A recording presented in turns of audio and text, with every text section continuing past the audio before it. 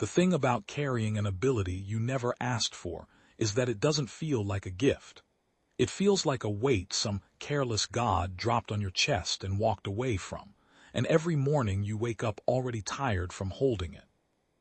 I was 34 years old when the syndicate found me. 34 years of keeping my head down, working night maintenance at a transit hub in the lower stack of New Meridian, sweeping floors and checking pressure seals, and talking to no one beyond what the job required. I was good at disappearing. I had made an art of it, and for a long time the art held. Then hope walked back into my life through a door I had sealed 9 years earlier, and everything I had built around myself came down in the space of a single afternoon. Let me go back further. Not to the beginning. I am not sure I know where the beginning is anymore, but far enough back that what happened makes sense. I grew up in the outer transit rings, the part of the city grid they stopped maintaining around the time the first Concordance ships appeared in orbit. Nobody called them alien ships, not officially. The news feeds used phrases like unconfirmed atmospheric phenomena and undocumented propulsion signatures, and most people were happy enough to let those phrases do the work of harder words. Denial is easier when the stakes are abstract. The ships were in orbit and not moving and not communicating, and that was the official story for 11 years, and most of humanity went on working and eating and arguing with their families, and doing everything that people do when they are determined not to see what is directly above their heads. The abilities started showing up about 3 years into the silence. Not in everyone, not in most people. A fraction of a fraction, men and women and a few children, scattered across every continent, every economic tier, every demographic you could name. No pattern the researchers could find, or none they admitted to finding. The abilities were different in each person. Some were minor. A woman in the harbor district who always knew when it was about to rain, who always knew by exactly how many minutes. A dockworker who could hold his breath for 40 minutes without training, without effort, without apparent physiological explanation. A child in the northern sectors who could find lost objects with the same casual certainty that most people use to find a light switch in a familiar room. Mine was memory. Not my own memory, other people's. When I touched a person's hand skin to skin, sustained contact more than a few seconds, I could feel what they had lived through. Not their current thoughts, not their plans or their fears or their grocery lists. Their history. The accumulated weight of what had happened to them, compressed and dense and immediate, like pressing your palm against a wall and feeling the heat of a fire that burned on the other side an hour ago. It was not a comfortable ability. There is no comfortable version of knowing too much about another person. I learned early to keep my hands in my pockets, to sit on the far side of tables, to refuse handshakes by claiming a recurring skin condition. The lie was small, and I told it easily, and I put 9 years of quiet life on top of it, and told myself it was enough. Hope had the other side of the coin. Where I could read what had been, she could sketch what was coming, not with certainty, not like reading a schedule, but the way a navigator reads weather, patterns, probabilities, the shape of things moving toward you in the dark. She had told me once, years ago, that it felt like standing at the edge of a lake at night and knowing roughly where the rocks were just below the surface. You couldn't see them, but you could feel the water moving wrong around them, and that was usually enough. We had found each other the way most of the gifted found each other back then, cautiously at the margins, through a mutual contact who knew enough to keep his mouth shut. We had been careful together, and then we had been something more than careful together. And then, 9 years ago, something went wrong that I will get to in its own time, and I chose the art of disappearing, and she chose not to stop me. She walked through my maintenance bay door at 2 in the afternoon on a Wednesday. She had cut her hair short, and she was wearing a transit worker's coverall that did not fit her well, and she had 3 ribs of cracked pressure sealant caked under her left thumbnail, which meant she had come through the lower maintenance tunnels. The tunnels that no scanner in the building was calibrated to monitor. She had not come to my door by accident, and she had not come the easy way. I put down my pressure gauge and said her name. Timothy. She said mine in return, and there was no warmth in it, but there was something else, a flatness that I recognized as the voice she used when she was holding fear very still by the throat. We have maybe 4 hours before they find this location. Who finds it? 5010's people. I knew the name.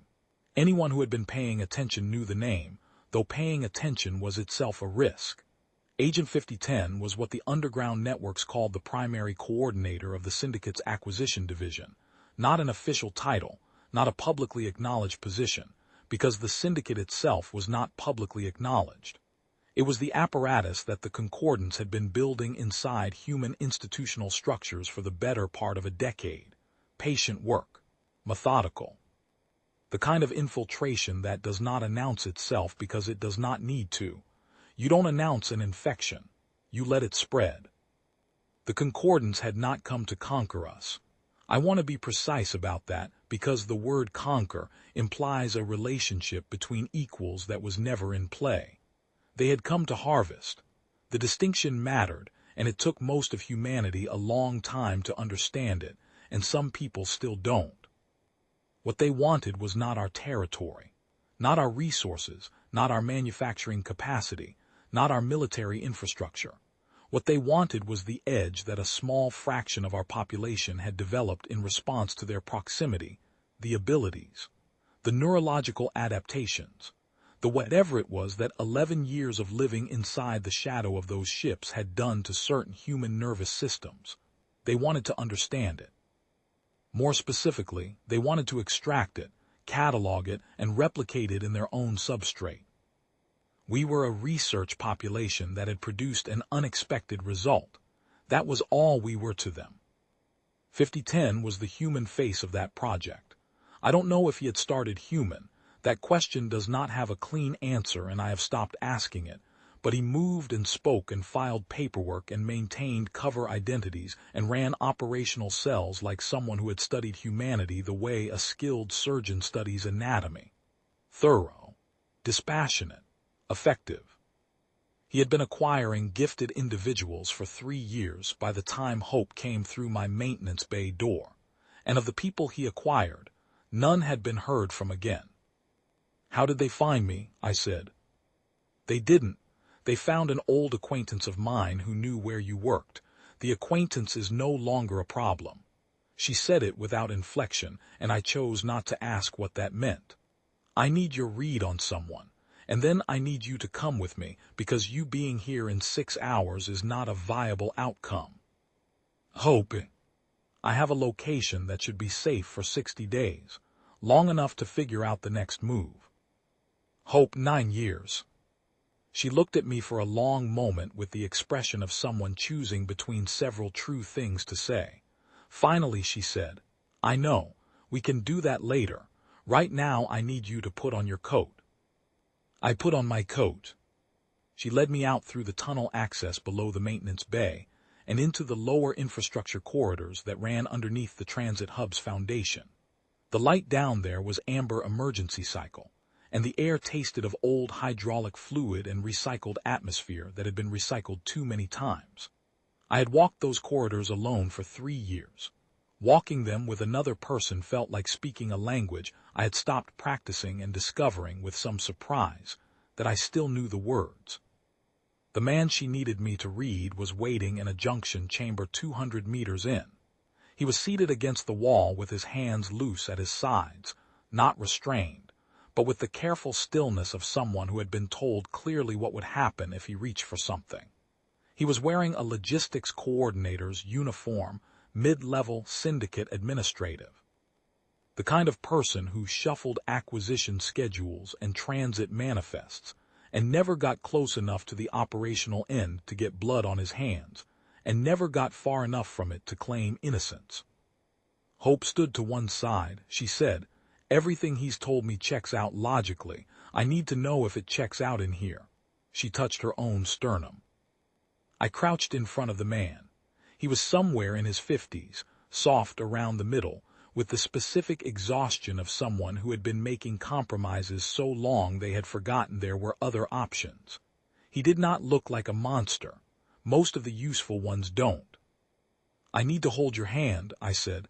It won't hurt. He extended his right hand and I took it, and the weight of what he had lived hit me the way it always does. Not gently, never gently, like walking through a door and discovering the room on the other side is much larger and much darker than the door suggested. I held on. What I found was this. He was telling the truth. About the facility location, about the schedule, about the security configuration. He was telling the truth the way a man tells the truth when he has decided that the side he picked turned out to be the wrong one, and the only currency he has left is accurate information. I felt the shape of his decades of small surrenders, the steady erosion of whatever he had started as, the particular cold of a man who has been pragmatic so long that he has misplaced the thing pragmatism is supposed to protect. I also felt underneath all of that a seam of something else, not deception, more like a redaction, a piece of what he knew that he had not told her, not because it was a trap, but because he had decided it was too large, too frightening, too far outside what anyone would believe. I let go of his hand. I looked at Hope. He's clean. What he told you is true. I paused. There's more. He hasn't given you all of it. She looked at the man. He closed his eyes briefly, like a man accepting a sentence he knew was coming. Then he said, "The facility isn't just a processing center. It's a translation node." "Meaning what?" Hope said. "Meaning the abilities that 5010's people have been extracting. They're not cataloging them. They're not trying to replicate them." He opened his eyes. "They're sending them up." Neither of us spoke. "The ships haven't been silent," he said. "That was never true. There's been a continuous data transmission since year one, and the gifted, what's extracted from the gifted, it's part of the payload. The Concordance isn't studying you, they're collecting you. Your abilities are components in something being assembled up there." He looked at the ceiling, and I understood he did not mean the tunnel ceiling. "I don't know what it's for. I don't think 5010 knows what it's for. I think he's a mechanism the same way I'm a mechanism. He just has more moving parts." Silence in the junction chamber, the amber light, the recycled air. "How long?" Hope said. "The node goes active in 9 days. After that, whatever has been collected is transmitted, complete, permanent." He paused. "The node runs on a substrate of live sources. It needs the gifted people to be alive and present at transmission. That's why acquisition has been accelerating. They're filling the last positions." I thought about the people 5010 had taken. How many? How long? "How many positions are left?" I said. The man looked at me, too. "We left him there with water and a communicator, and the address of an underground network that might or might not be able to get him out of the city. Whether he used it or not was his decision. I was not going to make that choice for him." Hope and I moved through the tunnels for the better part of an hour before either of us spoke. The infrastructure corridors were deserted. The transit hub's maintenance cycle ran on a 12-hour clock, and we were in the dead middle of the overnight window. Our footsteps, the distant hum of pressure systems, nothing else. Finally she said, 2 positions. "Yes. That's not a coincidence." "No. He knows where we are. He's been hurting us." I had reached the same place. Or the Concordance has. 5010 may not have the full picture either. She stopped walking. I stopped beside her. In the amber light, her face was the face I had carried for 9 years, slightly older, harder around the eyes in ways that made sense given 9 years of the life she'd been living. I had thought about what I would say if I ever saw her again. I had prepared several versions of it, in the way that you prepare for conversations that you suspect will never actually happen. None of the versions seemed relevant now. "If we run," she said, "they keep filling the node. Everyone they already have stays in that facility." "Yes. And if we go in, we're the last 2 pieces. The node activates on schedule and transmits everything, including us, and whatever the Concordance is building gets completed. Unless we break the node first. The logistics man said it runs on live sources. If the sources aren't live, Then there's nothing to transmit. She paused. That's a hard option. It's not the only one.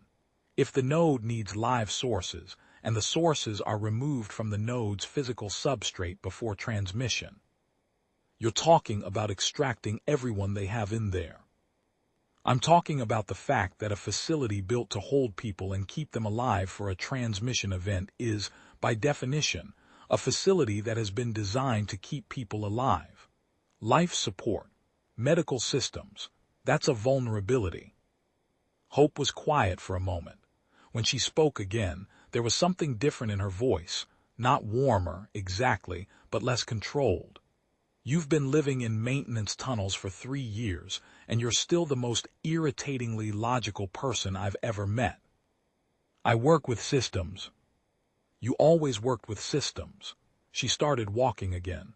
Come on, we have 60 days in a safe house and 9 days to use them well. I want to tell you that the planning was clean, that we moved through it with the precision of people who had done this kind of thing before and knew exactly what they were doing. That would be a lie, and the people who lived through what came next deserve better than a lie. The safe house was in a repurposed water reclamation station in the outer residential grid, 4 levels below the inhabited floors, accessible through a maintenance conduit that Hope had been using for 2 years. She had supplies there, equipment, names and partial maps of the syndicate's operational footprint, gathered over a period of time that told me she had been working on this long before she came to find me, that I had not been the first move in her plan but possibly the last. There were 3 others already there. I will give you their names because they earned that. Daishi, who had been an infrastructure engineer before 5010's people killed his sister and drove him underground. Marin, who was somewhere in her 60s and had spent 30 years as a logistics analyst and had a mind for operational details that made my own look blunt by comparison. And a young man named Carver who did not speak much but who could, when he chose, move through any space without being detected by any sensor system that human hands had built. His ability, the one that 5010 had not managed to acquire yet, because Carver had been running since he was 17 and had gotten very good at it. 4 people and 9 days, and a facility that had been designed by something that was not human and operated by humans who had made themselves into something not entirely human either. We did not use the 9 days for comfort. We used them the way they needed to be used.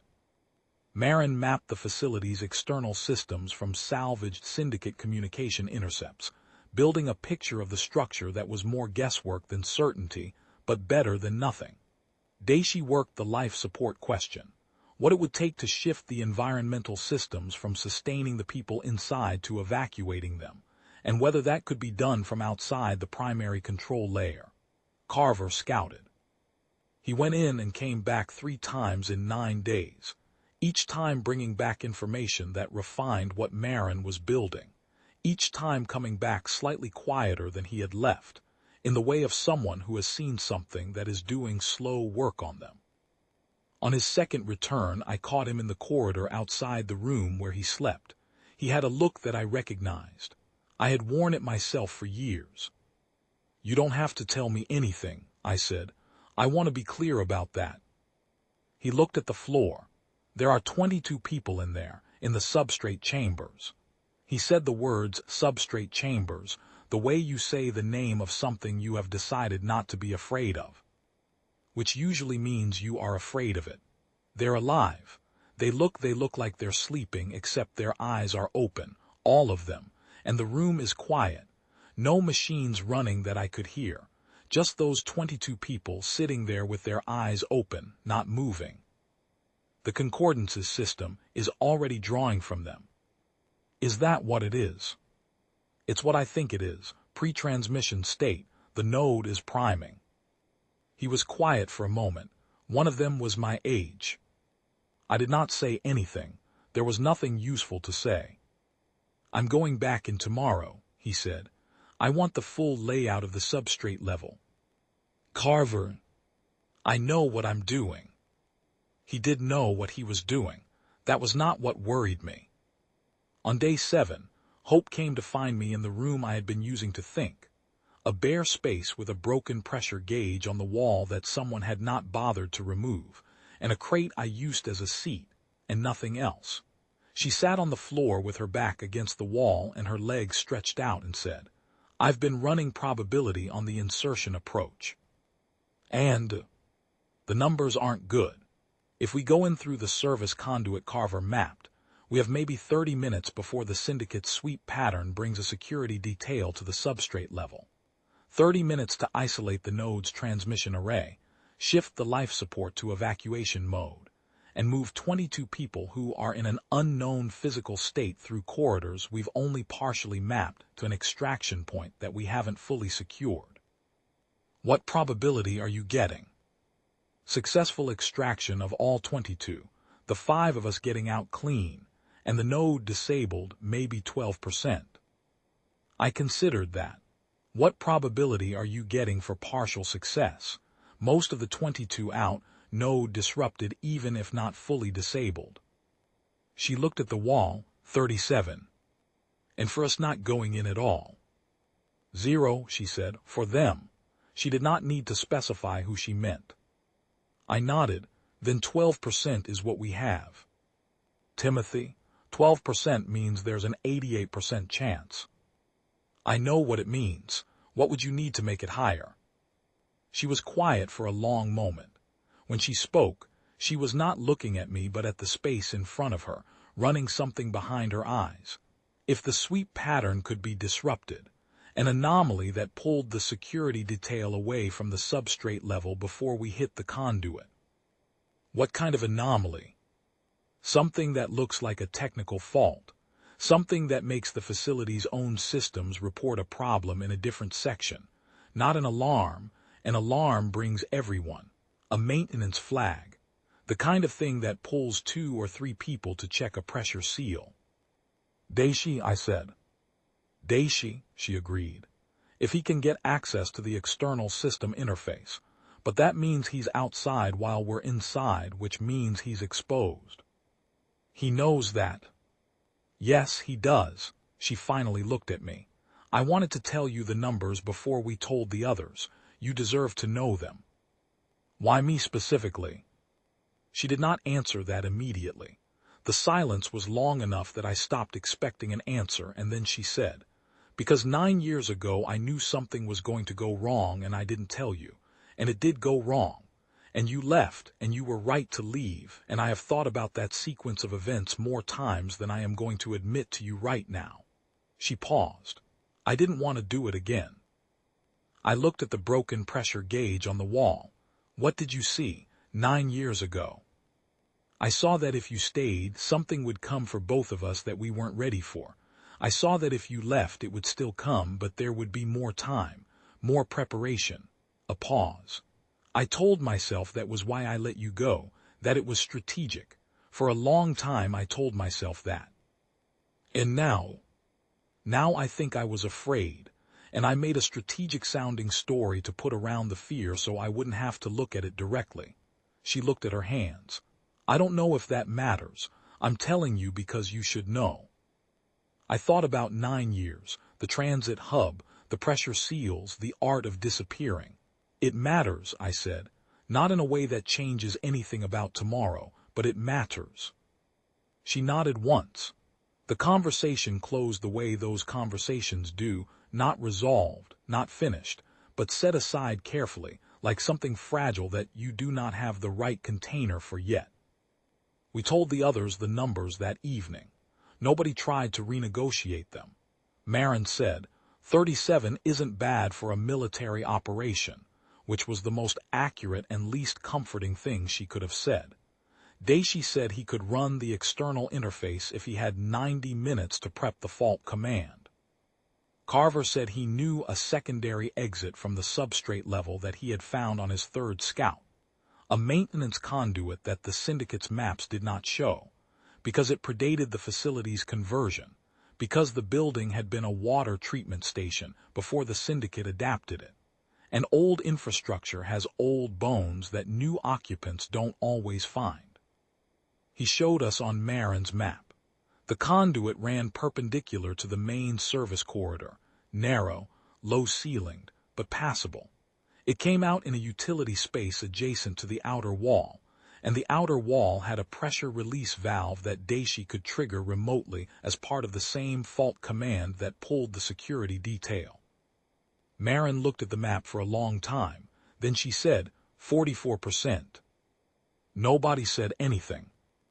With the secondary conduit and the coordinated fault command, I'm getting 44% for full success, 61 for partial.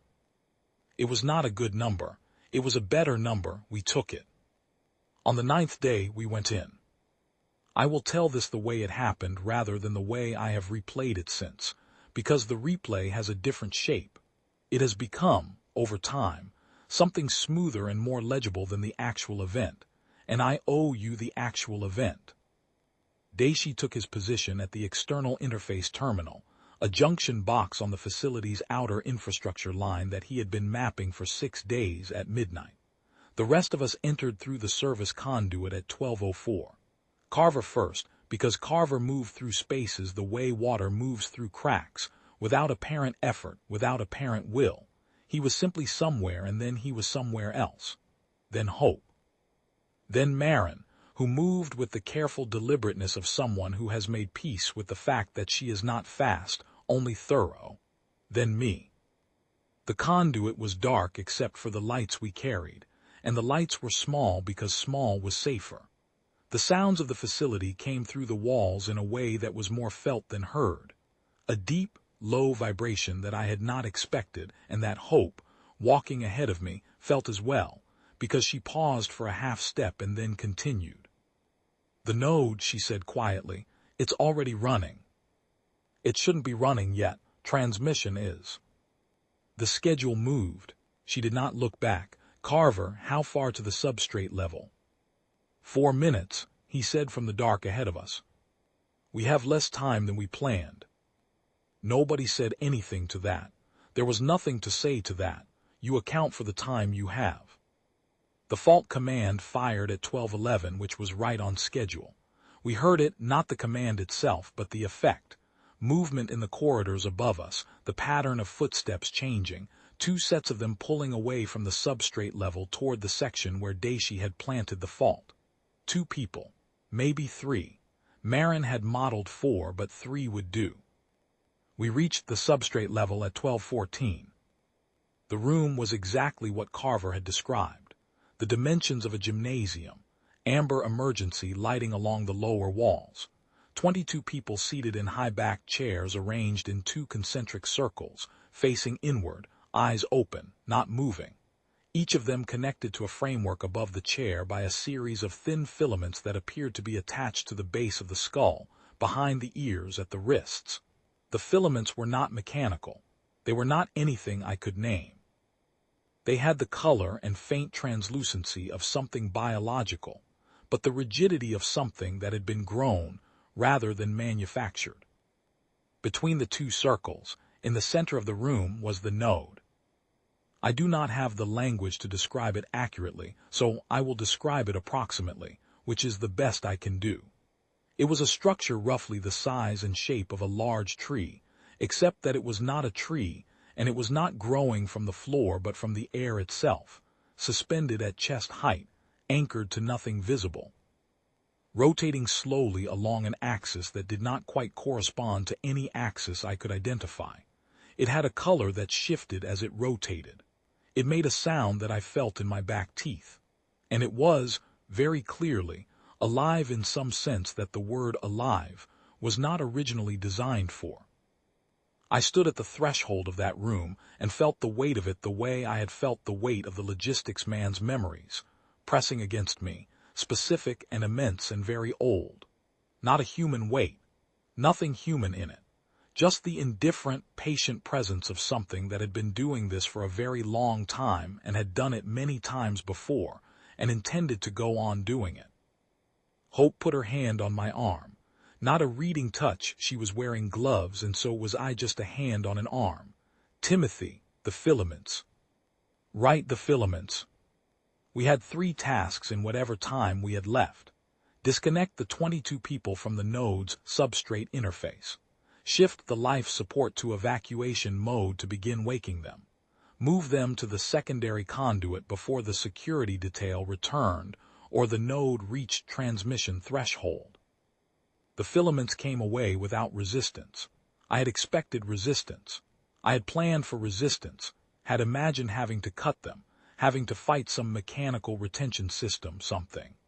Instead, they released the moment my gloved fingers closed around them, released the way a hand opens when you ask it to, and I realized with a cold clarity that took some time to fully settle that the node had been designed to release.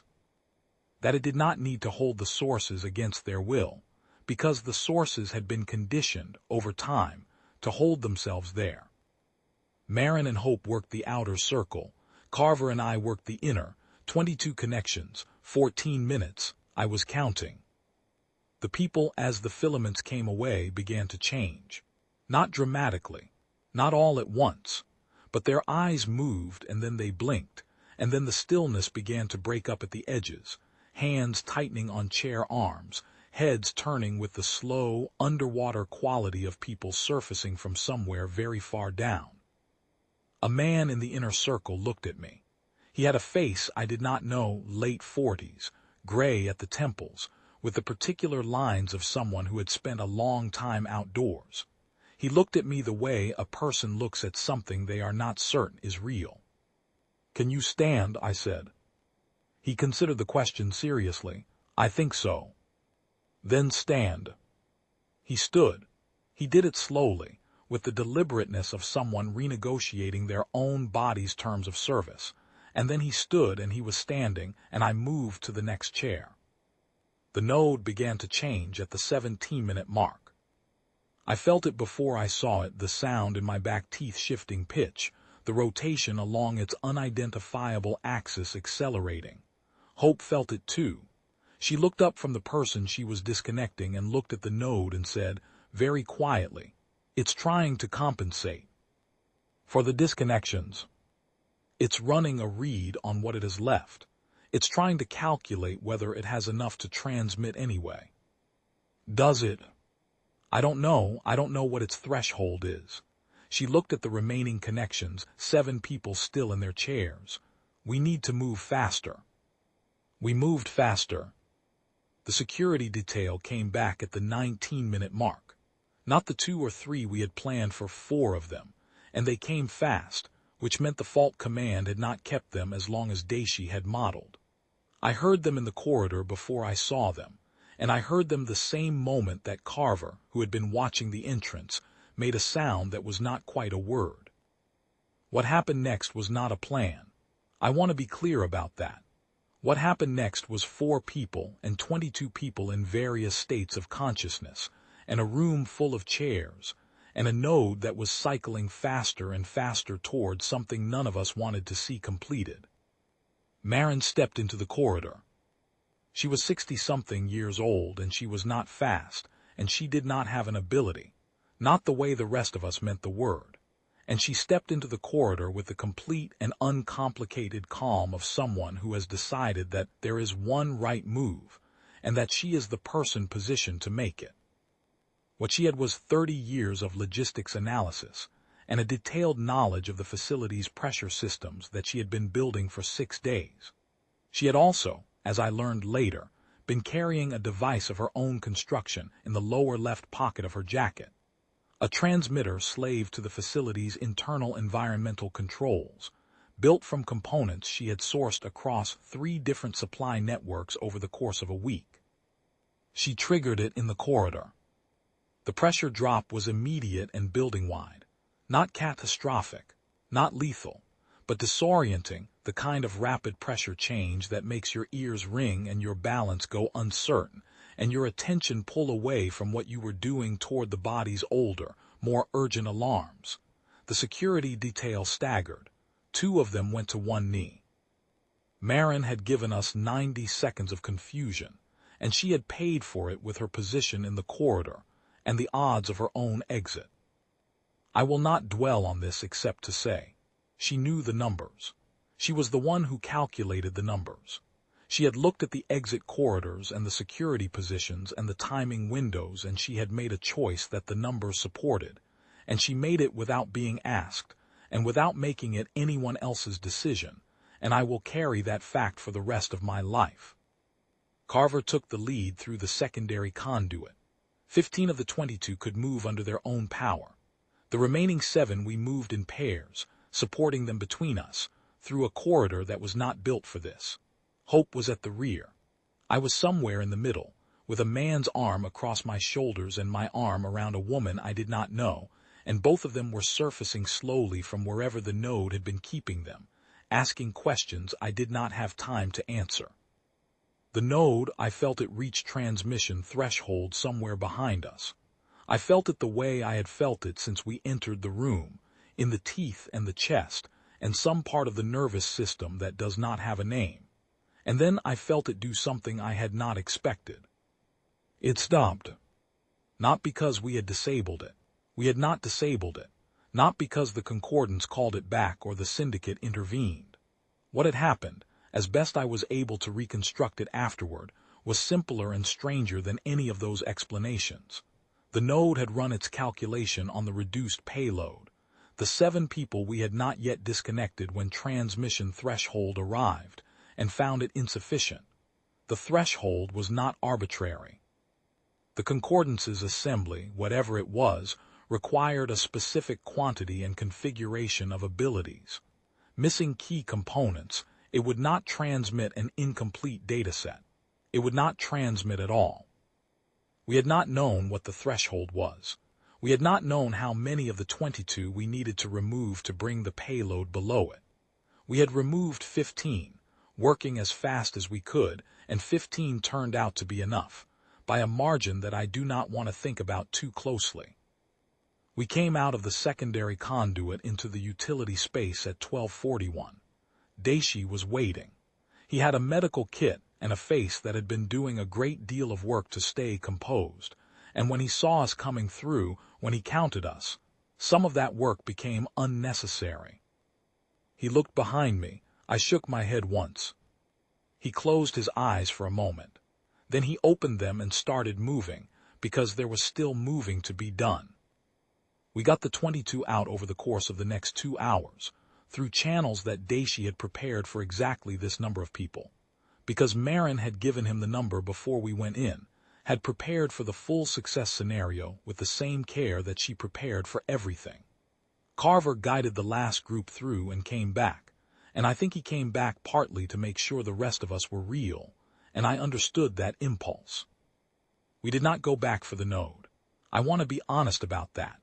We knew where it was and we knew what it was, and we left it there, dormant and below threshold, in a room full of empty chairs.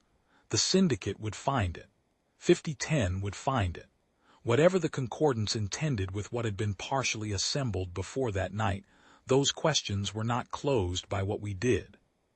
But the 22 people were out. Their abilities were their own again. The node had not transmitted. Whatever was being built above our heads was missing something it could not replace, not on any schedule that had been planned. And the cost of rebuilding it would be high enough to buy time. How much time I did not know then. I do not fully know now. 5010 was arrested 14 months later. Not by us, by a coalition of intelligence services that had been building a case for 2 years and needed a piece of evidence that came, eventually, from the logistics man in the tunnel. He had used the communicator.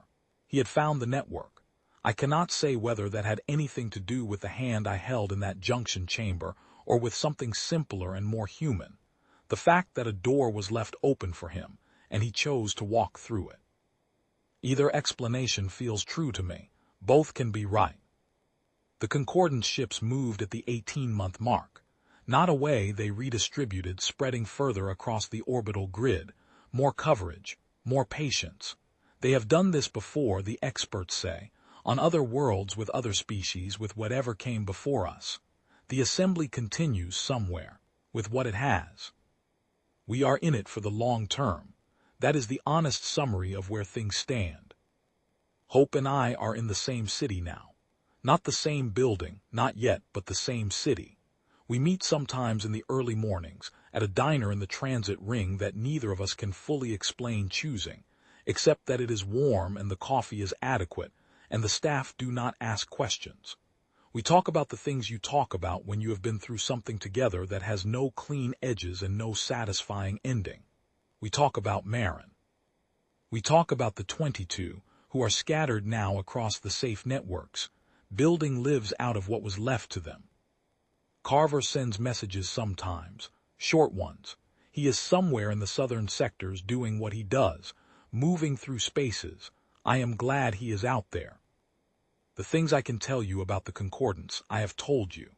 The things I cannot tell you are the things I hold in my hands when I try to read them. The weight of something so old and so indifferent and so patient that the word enemy does not quite fit, because enemies want something from you that you can recognize, and what the Concordance wants from us is more clinical than that. They want the use of us. The difference between a tool and a person is not always visible from the outside. What I know is this: 15 was enough. 15 was enough to break the calculation, to put the threshold below the minimum, to stop the transmission on a night when we had 44% odds and got out the other side with something to show for it. Not a win. I would not call it a win. But we walked into that room, and we brought people out of it, and we did it with a maintenance engineer and a logistics analyst, and a man who could disappear, and a woman who could read the shape of things in the water. And we did it in 37 minutes of imperfect execution, with a plan that changed 3 times on contact with reality. Humanity does not win because we are stronger. We are not stronger. We are not more durable or more patient or more intelligent or more strategically sophisticated than what is up there in those ships. We win, when we win, in the ways we win, because we are willing to do something that the Concordance has apparently never found a way to model for. We are willing to act below threshold. To take the small action that does not look, from the outside, like it should be enough, and make it enough anyway, through stubbornness and improvisation, and the specific human refusal to let the math have the last word. They want our abilities. I have had mine for a long time now, and I know something about it that I do not think the Concordance has fully accounted for. What I carry from the people I have touched is not data. It is not payload. It is the weight of what has happened to them, specific and irreducible and fully theirs. It cannot be extracted cleanly. It cannot be transmitted without loss. Every time it passes from one hand to another, something in it remains behind, anchored to the person it came from. That is not a weakness in the system. That is the whole point of the system. Marin knew the numbers. She made her choice. The weight of that choice is not in any node. It is here where I carry it, and it will stay here. That is what we are. That is what we have. It will have to be enough. The diner has a window that faces east. In the mornings, when the light comes in, it catches the dust in the air and makes it visible, the particles that are always there, always moving, that you only see when the angle is exactly right. I sit at that window sometimes and watch that. Marin would have had something precise and useful to say about the physics of it. Hope probably already knows what she would have said. The 22 people we pulled out of that facility had a meeting 6 months after the facility. Not all of them came. Some of them were not ready, and that is their right, and nobody argued with it. But 18 of them came to a rented community room in a residential block in the middle ring, and they sat in a circle, and they talked about what they remembered and what they did not remember, and what they had been before the syndicate found them and what they were now. I sat against the wall and did not speak, because it was not my meeting, and Hope sat beside me and did not speak either. One of them, the man from the inner circle, the one who had asked himself whether he could stand and then stood, gave a short talk near the end. He said that he had been thinking about what it meant to be taken from a life and then returned to it, and whether the life you came back to was the same life you left, and whether you were the same person to come back to it. He said he did not think the answer was yes on either count, and that he had decided that was acceptable. That the point was not to return to what was. The point was to go forward from here, from this room, from this circle, and find out what forward looked like. Nobody applauded. Nobody said anything. But there was a quality to the silence that I recognized from other silences, the kind that is not empty but full, that contains something too large for words to carry without spilling. Afterward in the corridor, Hope said, "He's going to be all right." "All of them," I said. "Most of them," she said, which was more accurate, and I did not argue. We walked out of the building into the early evening, into the new meridian air that tasted of transit coolant and recent rain, and the particular ambiguity of a city that is never fully quiet and never fully awake. The orbital grid was visible above the upper stack, if you knew where to look, the faint geometric trace of positions that had not moved in 18 months, patient and permanent as a scar. I kept walking. There is a version of this story where the ships leave, where the Concordance decides the cost is too high and the payload insufficient, and moves its attention to something easier. I have heard people argue for that version, and I understand why they need it. But I have held the memories of too many people who lived through too many versions of what human beings do to each other, and to themselves, to believe that the universe is built on the principle that things get easier. What I believe, and I hold this carefully, because I am aware it may be a story I am telling myself, the way all of us tell ourselves stories to keep walking, is that we are worth the difficulty we cause. Not because of the abilities, not because of anything special or chosen or destined, simply because of the weight, the irreducible, untransmittable, fully personal weight of what it is to have lived a life and to carry it with you, to not be payload, to be the thing that remains behind when everything extractable has been taken. The ships are still up there, we are still down here. We are still here. I should tell you more about the days in that safe house, because they were not simply days of preparation. They were the days in which I remembered what it was to be part of something rather than adjacent to it. Daisy cooked in the evenings. He was not a remarkable cook, but he was a consistent one, and in a space where very little was certain, the smell of something being made on a portable heat unit at 6 in the evening was a form of stability that I did not know I had been missing. He talked while he cooked about his sister, sometimes about the years before. She had been a teacher in the upper residential grid, one of the early cases, one of the early taken. He had known immediately something was wrong because she had stopped calling. She called every Sunday without variation for 27 years, and then she stopped, and he had known before anyone would tell him, and he had gone looking and found what he found, and then disappeared into the underground the way people do, when the thing they were holding themselves in place for is gone. He cooked because he said the act of it kept his hands useful. He said idle hands, in his experience, were hands that started shaking, and he had found shaking hands to be largely useless. This was said without self-pity and accepted in the same spirit. Marin kept a notebook. Not for operational purposes, she kept those in her head with a fidelity that bordered on something I did not have a word for. The notebook was personal. I never asked what was in it, but I saw her writing in it in the evenings after the operational work was done, in a small, careful hand, and I understood it to be the same thing that Daisy's cooking was, a form of maintenance, the keeping of something alive that might otherwise go quiet. On the 5th day, during a break in the planning cycle, she sat across from me at the crate we used as a table and said, "How long have you had your ability?" "Since my mid-20s," I said, "roughly." "Do you know when it started, the specific event?" "No, it was gradual. I noticed it first when I shook hands with a colleague at work and felt something I shouldn't have known. I thought I was imagining it for about 6 months." "Optimistic," she said, with a dryness that I appreciated. "Or avoidant." "Those are often the same thing." She looked at her notebook. "I don't have an ability, not in the formal sense. I've thought about that for a long time, why some of us and not others. I don't have an answer. I'm not sure the pattern is knowable from our position." She paused. "What I do have is a very clear memory of the day the ships appeared. I was at my office. I had been running a logistics audit for a transit authority 3 cities over. I remember looking up at the news feed and seeing the orbital signature and thinking, very specifically, I remember this. Not what is that, but how long has that been there? The response. The response was entirely wrong, not panicked enough, not curious enough, already halfway to normalized. She turned a page in the notebook without reading it. I started paying attention differently from that day. Most of what I know about the syndicate I built from that kind of attention, from noticing what was being made to seem normal. I thought about that.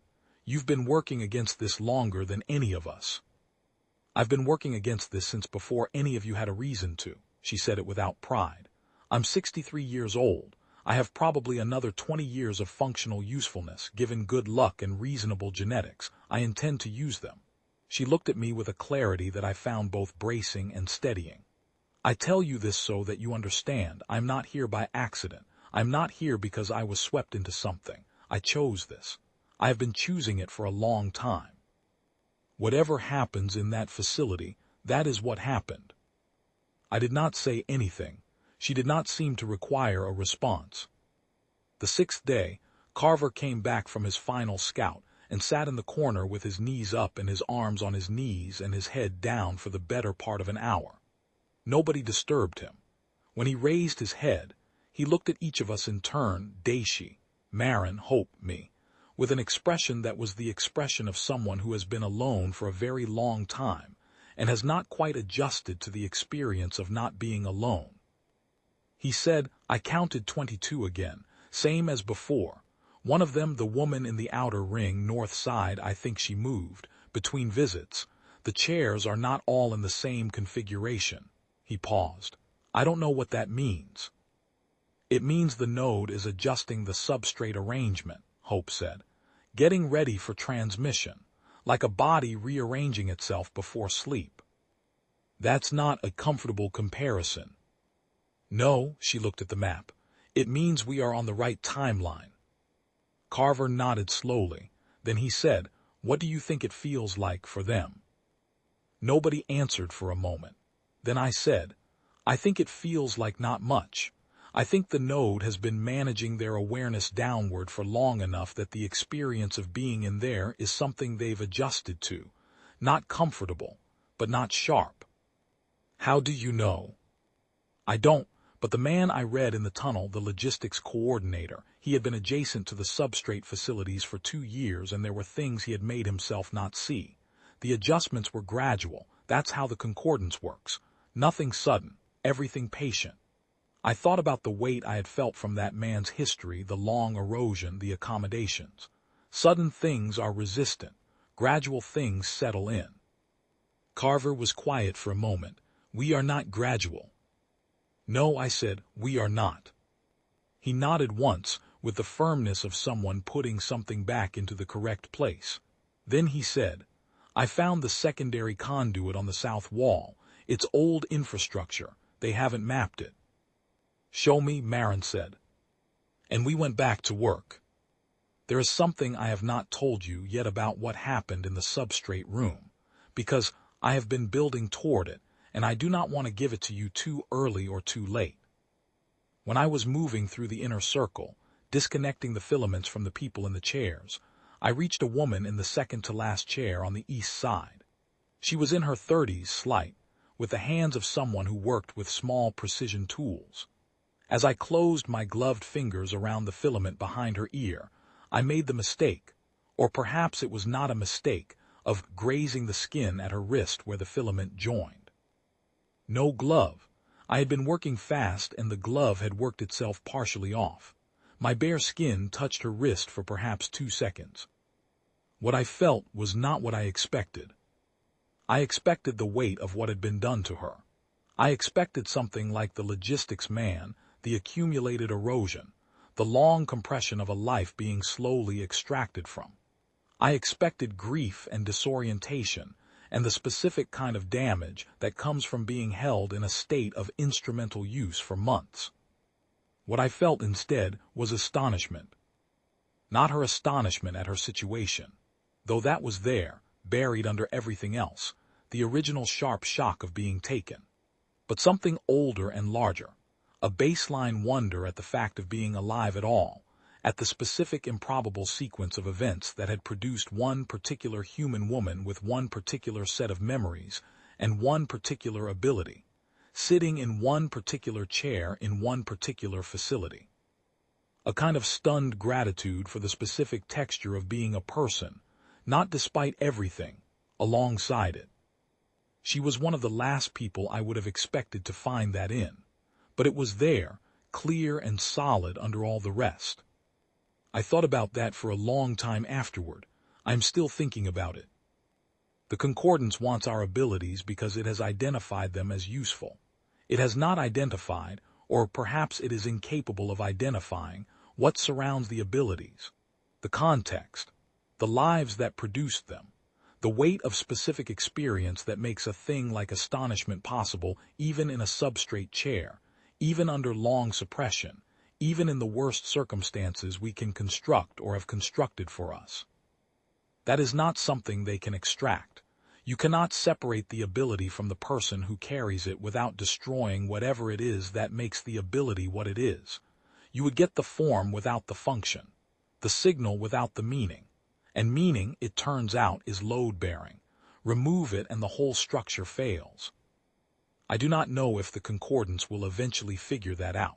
I do not know what they will do if they do figure it out, whether they will adjust their methods or simply determine that the cost of working around it is too high and move on to a different world, a different population, something easier to harvest cleanly.